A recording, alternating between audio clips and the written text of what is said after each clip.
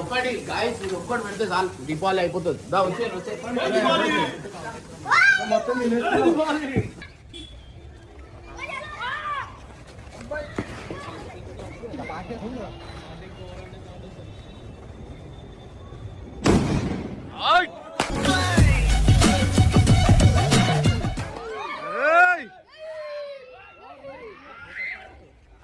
So guys first opening మన short ఇట్లా అయిపోయింది.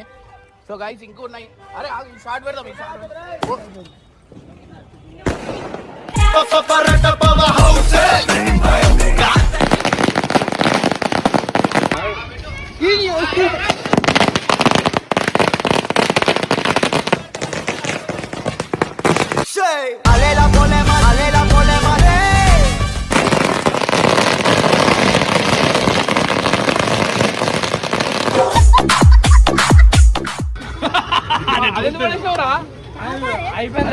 జరిగిపో ముందు నుంచి సెల్ఫీ తీస్తాం.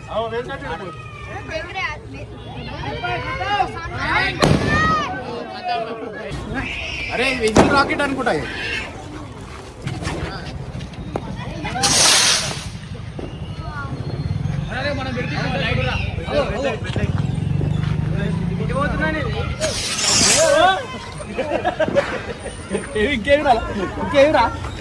అరే జరుగుర్రా.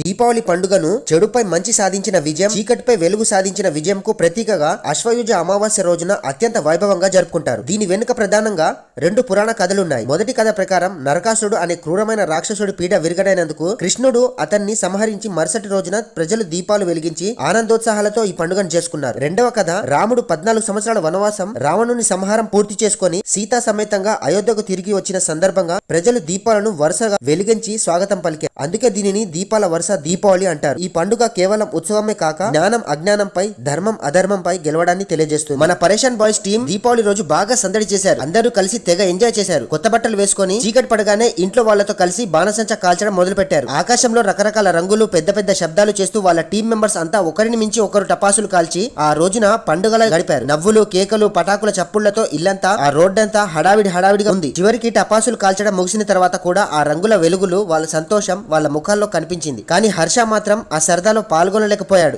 ఎందుకంటే కొద్ది రోజుల క్రితం అతనికి యాక్సిడెంట్ అయింది కదా. మిగతా ఫ్రెండ్స్ ఎంజాయ్ చేస్తుంటే తను మాత్రం దూరంగా కూర్చొని వాళ్ళ సంతోషాన్ని చూసి సరిపెట్టుకోవాల్సి వచ్చింది. పూర్తి వీడియో పరేషన్ ఫ్యామిలీ ఛానల్లో ఉంది, చూడండి.